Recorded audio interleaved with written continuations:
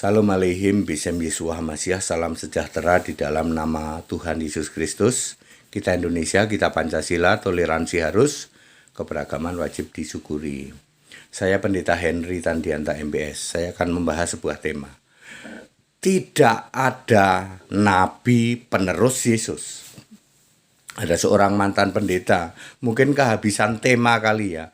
Pendeta mabuk, mumet, pusing. Dia mengatakan bahwa nabi kami ini penerus Yesus, katanya.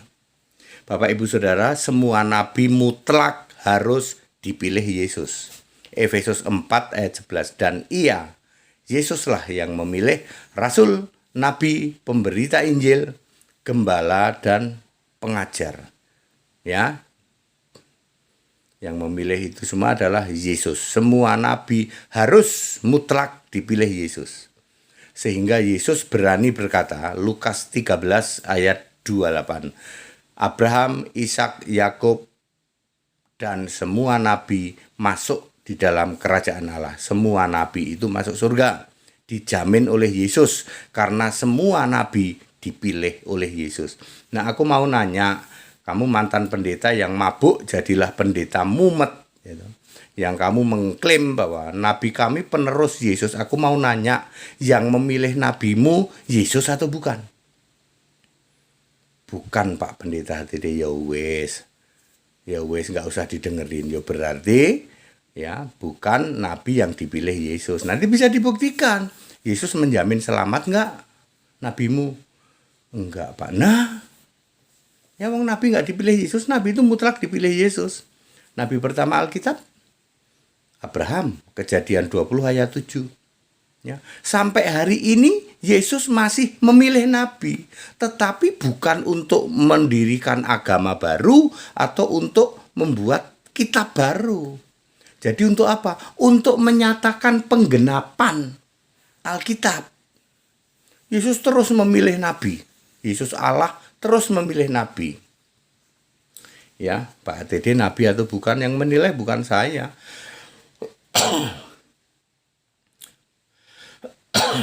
Allah memakai untuk menyatakan penggenapan nubuat-nubuat. Kalau sekarang ini yang belum digenapi kan nubuat-nubuat kitab Wahyu.